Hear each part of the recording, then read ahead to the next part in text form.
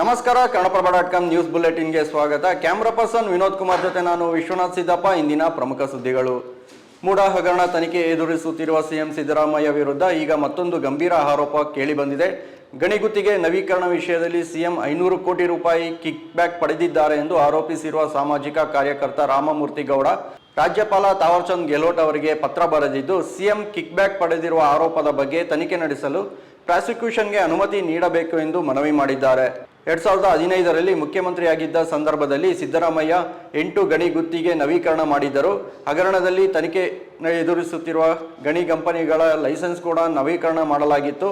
Licence ನವೀಕರಣ ಮಾಡಿಕೊಟ್ಟದ್ದಕ್ಕೆ Siddaramaiah kick back ಪಡೆದಿದ್ದಾರೆಂದು Ramamurthy Gowda ಆರೋಪಿಸಿದ್ದಾರೆ. ಯಾವುದೇ ಪಕ್ಷದ ಸರ್ಕಾರ ಅಧಿಕಾರದಲ್ಲಿದ್ದರೂ ರಾಜ್ಯದಲ್ಲಿ ವ್ಯಾಪಕ ಭ್ರಷ್ಟಾಚಾರ ನಡೆಯುತ್ತದೆ.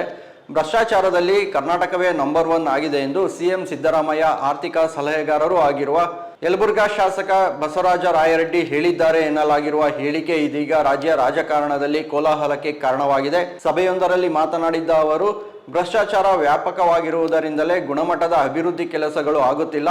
ಹಿಂದೆಲ್ಲ 5-6 ದಶಕ ಬಾಳಿಕೆ ಬರುತ್ತಿದ್ದ ಸರ್ಕಾರಿ ಕಟ್ಟಡಗಳು ಇಂದು 10 ವರ್ಷಗಳಲ್ಲಿಯೇ ಬಿದ್ದು ಹೋಗುತ್ತಿವೆ. ಇದಕ್ಕೆಲ್ಲ ಭ್ರಷ್ಟಾಚಾರವೇ ಕಾರಣ ಎಂದು ಹೇಳಿದ್ದಾಗಿ ವರದಿಯಾಗಿದೆ. ಇನ್ನು ರಾಯರೆಡ್ಡಿ ಭ್ರಷ್ಟಾಚಾರ ಹೇಳಿಕೆಯನ್ನು ಗುರಿಯಾಗಿರಿಸಿಕೊಂಡಿರುವ ಬಿಜೆಪಿ ರಾಜ್ಯಾಧ್ಯಕ್ಷ BY ವಿಜಯೇಂದ್ರ, ಭ್ರಷ್ಟಾಚಾರ ಲೂಟಿಕೋರತನ ರಾಜ್ಯದ ಕಾಂಗ್ರೆಸ್ ಸರ್ಕಾರದ ಅವಿಭಾಜ್ಯ ಅಂಗ ಎಂಬುದನ್ನು ಸ್ವತಃ ನಿಮ್ಮ ಆರ್ಥಿಕ ಸಲಹೆಗಾರರೇ ಒಪ್ಪಿಕೊಂಡಿದ್ದಾರೆ ಎಂದು ಸಿಎಂ ಸಿದ್ದರಾಮಯ್ಯಗೆ ತಿಳಿದಿದ್ದಾರೆ. ಮತ್ತೊಂದೆಡೆ ಈ ಬಗ್ಗೆ ಸ್ಪಷ್ಟನೆ ನೀಡಿರುವ ಬಸವರಾಜ ರಾಯರೆಡ್ಡಿ, ಕರ್ನಾಟಕ ಭ್ರಷ್ಟಾಚಾರದಲ್ಲಿ ನಂಬರ್ 1 ಎಂದು ನಾನು ಯಾವತ್ತೂ ಹೇಳಿಲ್ಲ. ತಮ್ಮ ಹೇಳಿಕೆಯನ್ನು ಮಾಧ್ಯಮಗಳು ತಿರುಚಿವೆ. ಕರ್ನಾಟಕವನ್ನು ಅತ್ಯಂತ ಭ್ರಷ್ಟ ರಾಜ್ಯವೆಂದು ಬ್ರ್ಯಾಂಡ್ ಮಾಡಲಾಗಿದೆ ಎಂಬುದನ್ನು ಎತ್ತಿ ತೋರಿಸಿದ್ದೇನೆ. ಮುಖ್ಯಮಂತ್ರಿ ಸಿದ್ದರಾಮಯ್ಯ ನ್ಯಾಯಯುತ ಆಡಳಿತವನ್ನು ಖಚಿತಪಡಿಸಿಕೊಳ್ಳುವ ಮೂಲಕ ಉತ್ತಮ ಕೆಲಸ ಮಾಡುತ್ತಿದ್ದಾರೆ ಎಂದಿದ್ದೇನೆ. ಆದರೆ ಅದನ್ನು ತಪ್ಪಾಗಿ ಬಿಂಬಿಸಿರುವುದು ದುರದೃಷ್ಟಕರ ಎಂದರು. SBI ATM ಅನ್ನು ಗ್ಯಾಸ್ ಕಟರ್ ಬಳಸಿ ಮುರಿದು ಖದೀಮರು 18 ಲಕ್ಷ ರೂಪಾಯಿ ನಗದು ದೋಚಿ ಪರಾರಿಯಾಗಿರುವ ಘಟನೆ ಕಲಬುರಗಿಯಲ್ಲಿ ನಡೆದಿದೆ. ಜಿಲ್ಲೆಯ ರಾಮನಗರ ಬಳಿ ಬೆಳಗಿನ ಜಾವ 3 ಗಂಟೆ ಸುಮಾರಿಗೆ ಈ ಘಟನೆ ನಡೆದಿದೆ. ATM ಕಿಯೋಸ್ಗೆ ಪ್ರವೇಶಿಸಿದ ದುಷ್ಕರ್ಮಿಗಳು ತಮ್ಮ ಗುರುತು ಸಿಗದಂತೆ CCTV ಕ್ಯಾಮೆರಾಗಳ ಮೇಲೆ ಕಪ್ಪು ಬಣ್ಣ ಎರಚಿದ್ದಾರೆ.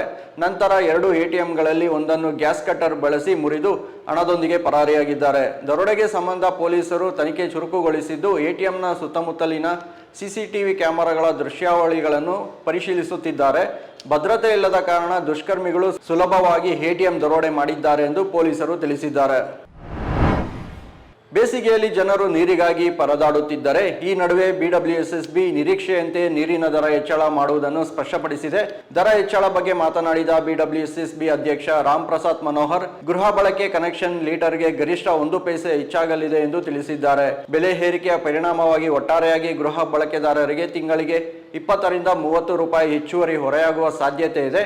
ನೀರು ಬಳಕೆ ಆಧಾರದ ಮೇಲೆ ಸ್ಲ್ಯಾಬ್ಗಳನ್ನು ನಿಗದಿಪಡಿಸಲಾಗಿದ್ದು, ಎಷ್ಟು ಬಳಸುತ್ತಾರೋ ಅಷ್ಟು ದರ ಏರಿಕೆಯಾಗಲಿದೆ ಎಂದು ರಾಮ್ ಪ್ರಸಾದ್ ಮನೋಹರ್ ವಿವರಿಸಿದರು. ಚೆಕ್ ಬೌನ್ಸ್ ಪ್ರಕರಣಕ್ಕೆ ಸಂಬಂಧಿಸಿದಂತೆ ಬಳ್ಳಾರಿ ಗ್ರಾಮೀಣ ಕಾಂಗ್ರೆಸ್ ಶಾಸಕ B ನಾಗೇಂದ್ರಗೆ 42ನೇ ACJM ಕೋರ್ಟ್ ಶಿಕ್ಷೆ ಪ್ರಕಟಿಸಿದೆ. ಪ್ರಕರಣದಲ್ಲಿ B ನಾಗೇಂದ್ರ ದೋಷಿ ಎಂದು ನ್ಯಾಯಾಲಯ ಘೋಷಿಸಿದ್ದು 1,25 ಲಕ್ಷ ರು ದಂಡ ವಿಧಿಸಿದೆ. ಒಂದು ವೇಳೆ ದಂಡ ಕಟ್ಟದಿದ್ದರೆ 1 ವರ್ಷ ಕಠಿಣ ಕಾರಾಗೃಹ ಶಿಕ್ಷೆ ವಿಧಿಸಿದೆ. ನಾಗೇಂದ್ರ ವಿರುದ್ಧ VSL steel limited company check bounce ಪ್ರಕರಣ ದಾಖಲಿಸಿತ್ತು.